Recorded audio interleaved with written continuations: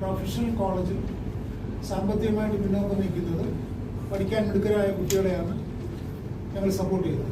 അതിൻ്റെ procedure, normal procedure എന്ന് പറഞ്ഞു കഴിഞ്ഞാൽ ഞങ്ങൾ കോളേജിൽ പ്രിൻസിപ്പലിനെ കണ്ട് ഒഫീഷ്യലായിട്ട് ലെറ്റർ കൊടുത്ത് ക്രൈറ്റീരിയ ഞങ്ങളുടെ നോംസ് പറഞ്ഞ് ലെറ്റർ കൊടുക്കും. അവിടുന്ന് തരുന്ന ലിസ്റ്റ് വെച്ചിട്ട് ഞങ്ങൾ ഇനീഷ്യൽ സ്ക്രീനിങ് ഫോൺ വഴി അവരുമായിട്ട് സംസാരിച്ച് ഇനീഷ്യലായിട്ട് ഒന്ന് സ്ക്രീൻ ചെയ്യും. സബ്സിക്വൻ്റ് ആയിട്ട് ഞങ്ങൾ ഓരോ വീട്ടിലും ഇൻ പേഴ്സൺ പോയി അവരുടെ ബാക്ക്ഗ്രൗണ്ട് മനസ്സിലാക്കിയതിന് ശേഷമാണ് ഈ കുട്ടികളെ സപ്പോർട്ട് ചെയ്യുന്നത്. അതുമാത്രമല്ല, റെഗുലറായിട്ട് ഞങ്ങൾ ഫോളോ അപ്പും ചെയ്യും. ഓരോ സെമസ്റ്റർ ആണെങ്കിൽ സെമസ്റ്റർ, അല്ല ആനുവൽ എക്സാം ആണെങ്കിൽ ആനുവൽ എക്സാം, അതിൻ്റെ മാർക്ക് വാങ്ങിച്ച് ചെക്ക് ചെയ്ത് മാർക്ക് കുറവാണെന്നുണ്ടെങ്കിൽ സ്പെസിഫിക് ആയിട്ട് അവർ വിളിച്ചു നോക്കും എന്തുകൊണ്ടാണ് ഇന്ന സബ്ജക്റ്റിൽ നിങ്ങൾക്ക് മാർക്ക് കുറഞ്ഞത്. അത് നന്നായിട്ട് പഠിക്കണം, പഠിച്ച് ഓരോന്നിലും നല്ല മാർക്ക് വാങ്ങിച്ച് പാസ്സായെങ്കിൽ ഞങ്ങൾ ഫുള്ളായിട്ട് കോഴ്സ് കംപ്ലീറ്റ് ചെയ്ത് നമുക്ക് സപ്പോർട്ട് ചെയ്യുമെന്ന് പറഞ്ഞു വളരെ സിസ്റ്റമാറ്റിക്കായിട്ട് ചെയ്യുന്നതാണ്. അതേപോലൊക്കെ എന്തോ കലാമിറ്റീസ് വരാത്ത സമയത്ത് പോലും ഞങ്ങൾ ആശാ ഭവൻസ്, ഡെസ്റ്റിറ്റ്യൂട്ട് ഹോംസ് അങ്ങനെയുള്ള സ്ഥലങ്ങളിൽ വിസിറ്റ് ചെയ്ത് അവിടുത്തെ ഇൻമേറ്റ്സിന് ആവശ്യമുള്ള സാധനങ്ങൾ കൊടുക്കുക. റെഗുലറായിട്ട് നല്ലൊരു രീതിയിൽ ഞങ്ങൾ ചാരിറ്റി പ്രവർത്തനങ്ങൾ ചെയ്തു. നിങ്ങൾ ഓർബിറ്റ് എന്ന് പറയുന്ന തിരുവനന്തപുരത്തുള്ള ഒരു സംഘടനയുണ്ട്, organisation of retired bankers in Trivandrum. എല്ലാ ബാങ്കുകളിൽ നിന്നും വിരമിച്ച ഉദ്യോഗസ്ഥരുടെ ഒരു സംഘടനയാണ്. ഇതൊരു സോഷ്യോ കൾച്ചറൽ ഓർഗനൈസേഷനാണ്.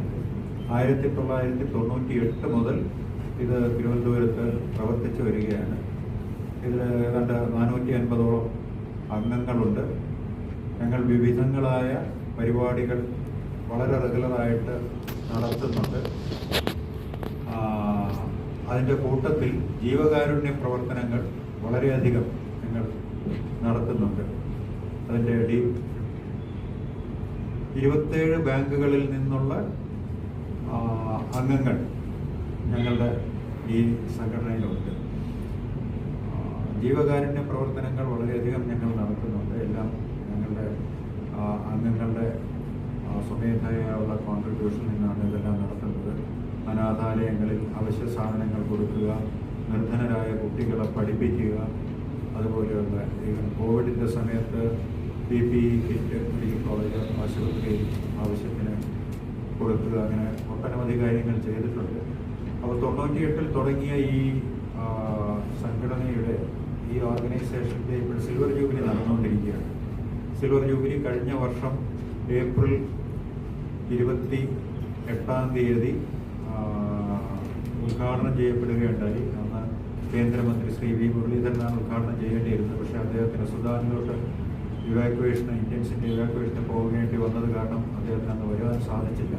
അപ്പോൾ അതിൻ്റെ വാലിഡേറ്ററി ഫംഗ്ഷനാണ് ഇപ്പോൾ ഞങ്ങൾ നടത്തുന്നത്. അത് ഈ വരുന്ന 29-ാം തീയതി നമ്മുടെ ആരാധ്യനായ ഗോവ ഗവർണർ T.S. ശ്രീധരൻപിള്ള സാറാണ് ആ സമ്മേളനം ഉദ്ഘാടനം ചെയ്യുന്നത്. അതോടനുബന്ധിച്ച് ഞങ്ങൾ ഈ വർഷം സെലക്ട് ചെയ്തിരിക്കുന്ന 5 കുട്ടികൾക്ക് ഉള്ള സ്കോളർഷിപ്പ് നൽകുന്നുണ്ട്. അതിൻ്റെ കൂട്ടത്തിൽ മറ്റ് 3 ജീവകാരുണ്യ പ്രവർത്തനങ്ങൾ കൂടി നടത്തുന്നുണ്ട്. അതിൻ്റെ കൂടെ ഞങ്ങൾ സിൽവർ ജൂബിലി പ്രമാണിച്ചൊരു സൊവനീർ പുറത്തിറക്കുന്നുണ്ട്. അതിൻ്റെ ഔദ്യോഗികമായ പ്രകാശനം സ്റ്റേറ്റ് ബാങ്ക് ഓഫ് ഇന്ത്യയുടെ കേരള സെക്ഷനിലെ chief general manager Shrimati Bhuvaneshwari നിർവഹിക്കുകയും കാനറ ബാങ്കിൻ്റെ GM-ഉം SLBC കൺവീനറുമായ ശ്രീ KS പ്രദീപ് അത് ഏറ്റുവാങ്ങുകയും ചെയ്യും. അതിനെ തുടർന്ന് ഞങ്ങളുടെ അംഗങ്ങളുടെ കലാപരിപാടികളും ഇത് തിരുവനന്തപുരത്ത് വഴുതയ്ക്കാട് ഫ്രീമേസൺസ് ഹാളിൽ ഓഗസ്റ്റ് 29-ാം തീയതി വൈകുന്നേരം 6:30-നാണ് ഈ സമ്മേളനം നടക്കുന്നത്. അപ്പോൾ ഇത് എൻ്റെ പേര് ദേവി പ്രസാദ്. ഞാൻ ഈ സംഘടനയുടെ 2019 മുതൽ ഇതിൻ്റെ പ്രസിഡൻ്റായി പ്രവർത്തിക്കുന്നു. എൻ്റെ ഇടതുവശത്തിരിക്കുന്നത് ശ്രീ ഗോപകുമാർ, പാസ്റ്റ് പ്രസിഡൻ്റാണ്. അതുമാത്രമല്ല ഞങ്ങളുടെ ഈ സമ്മേളനത്തിൻ്റെ ജനറൽ കൺവീനറാണ്. എൻ്റെ നേരെ വലതുഭാഗത്തിരിക്കുന്നത് ശ്രീ ശങ്കരനാരായണൻ. അദ്ദേഹം ഞങ്ങളുടെ ഒരു രക്ഷാധികാരിയാണ്, ഒരു one of the founding members. അങ്ങേ അറ്റത്തിരിക്കുന്നത് ശ്രീ വർഗീസ്, ഞങ്ങളുടെ സംഘടനയുടെ സെക്രട്ടറിയാണ്. ഇത്രയുമാണ് നമുക്കുമായിട്ട് പറയാനുള്ളത്. വേറെ എന്തെങ്കിലും വിഷയം ഞങ്ങൾ ഒരു കളക്ഷൻ ഇതിൻ്റെ ഈ ചടങ്ങ് കഴിയുകയാണെങ്കിൽ ഞങ്ങൾ തീർച്ചയായിട്ടും ഞങ്ങളെല്ലാ പ്രാവശ്യവും കഴിഞ്ഞ പ്രാവശ്യം 2018 വെള്ളപ്പൊക്കം കഴിഞ്ഞപ്പോഴത്തേക്കും ഞങ്ങൾ നല്ലൊരു തുക ഏതാണ്ട് 2.5 ലക്ഷത്തോളം രൂപ ഞങ്ങൾ കളക്ട് ചെയ്തത് ഞങ്ങളുടെ അംഗങ്ങളുടെ ഇതിൽ മുഖ്യമന്ത്രിയെ നേരിട്ട് കണ്ട് ഇതിൻ്റെ ദുരിതാശ്വാസ നിധിയിൽ സംഭാവന ചെയ്തിട്ടുണ്ട്. അതുപോലെ തന്നെ കോവിഡിൻ്റെ സമയത്ത് ഒട്ടനവധി കാര്യങ്ങൾ പലയിടത്തും നമ്മളുടെ പൂജപ്പുരയിലുള്ള 2-3 ഇതുണ്ട് അമ്മമാർക്ക് വേണ്ടിയിട്ടുള്ളത്, മാനസിക രോഗം ഭേദമായി വീട്ടിൽ സ്വീകരിക്കാത്ത ഉള്ള അവരുടെ ഒരു ഇൻസ്റ്റിറ്റ്യൂട്ട് പോകുന്നുണ്ട്. ഇങ്ങനെ അവിടെയെല്ലാം അവശ്യ സാധനങ്ങൾ കൊടുത്തിട്ടുണ്ട്. പിന്നെ രാജേശ്വരി ഫൗണ്ടേഷൻ എന്ന് പറയുന്ന പാലിയേറ്റീവ് കെയർ സെൻ്റർ, അങ്ങനെ പലതരത്തിലുള്ള കാര്യങ്ങൾ. പിന്നെ മെഡിക്കൽ ക്യാമ്പുകൾ സംഘടിപ്പിക്കുക പാവപ്പെട്ടവർക്ക് വേണ്ടിയിട്ട് ആവശ്യമുള്ളത്. ഈ കഴിഞ്ഞ വർഷം തന്നെ ഞങ്ങൾ 2 മെഡിക്കൽ ക്യാമ്പുകൾ നടത്തി കഴിഞ്ഞു. ബാങ്ക് ജപ്തിക്കെതിരെ എന്താണ് പറയാനുള്ളത്? അങ്ങനെയുള്ള ആരെങ്കിലും സഹായിക്കാൻ എന്തെങ്കിലും ഒരു അജണ്ട വല്ലതും ഉണ്ടോ? കാരണം നിങ്ങൾ ബാങ്കുമായിട്ട് ബന്ധപ്പെട്ട ആൾക്കാരാണല്ലോ. അപ്പോൾ ഈ ജപ്തി നടപടി നേരിട്ട് ആത്മഹത്യ ചെയ്യുന്ന ആൾക്കാരൊക്കെ ഉണ്ട്. അവർക്ക് എന്തെങ്കിലും ചെയ്യാനായിട്ട് നിങ്ങളുടെ സംഘടനയ്ക്ക്? ഞങ്ങളുടെ സംഘടന അങ്ങനത്തെ ഒരു ഇതിലോട്ട് ഇതുവരെ കടന്നിട്ടില്ല. കാരണം ഞങ്ങൾ എല്ലാവരും റിട്ടയർ ചെയ്തവരാണ്. റിട്ടയർ ചെയ്ത് ഞങ്ങൾ എല്ലാവരും 30-40 വർഷത്തോളം സർവീസ് കഴിഞ്ഞ് റിട്ടയർ ചെയ്തതാണ്. അപ്പം ഞങ്ങൾക്ക് പരിമിതികളുണ്ട്, അതിനകത്ത് ഇടപെടുന്നതിൽ പരിമിതികളുണ്ട്.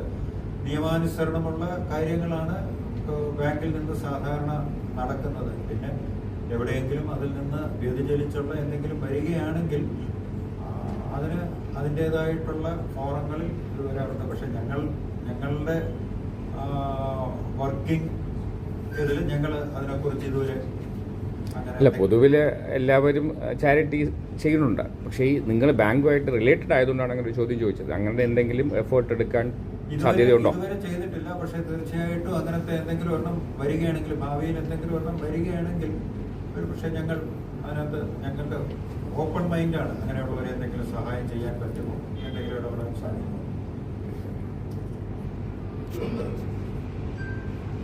വയനാട്ടിലെ നമ്മൾ സഹായം ചെയ്യാനായിട്ട് ഉദ്ദേശിക്കുന്നുണ്ട്. അപ്പോൾ അതിൽ ഈ പറഞ്ഞ പോലെ എന്തെങ്കിലും ഈ ബാങ്കിൽ ലോൺ എടുത്ത് ആരെങ്കിലും സഫർ ചെയ്യുന്നുണ്ട്, അത് തിരിച്ചടയ്ക്കാൻ പറ്റാത്ത ഒരു കേസ് ഉണ്ടെങ്കിൽ അങ്ങനത്തെ ആൾക്കാരെ ഹെൽപ്പ് ചെയ്യാൻ ഞങ്ങൾ തീർച്ചയായിട്ടും അത് ഡിസ്കസ് ചെയ്ത് ചെയ്യാവുന്ന കാര്യമാണ്. മുമ്പേ അവിടെ നിന്നുള്ള ഒരു ഫീഡ്ബാക്ക് ഇങ്ങനെയുള്ള ആൾക്കാർ എത്ര പേരുണ്ട് അങ്ങനെയൊക്കെയുള്ള ഡീറ്റെയിൽസ് കിട്ടേണ്ട ആവശ്യമുണ്ട്. അത് ഞങ്ങൾ ചെയ്യും.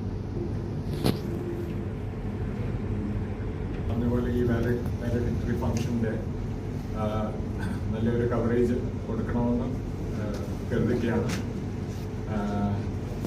പ്രത്യേകിച്ച് ഞങ്ങളുടെ ഈ ഒരു കൾച്ചറൽ ഓർഗനൈസേഷൻ മാത്രമല്ല, ഞങ്ങൾ ഒരുപാട് ചാരിറ്റി ചെയ്യുന്നുണ്ട്.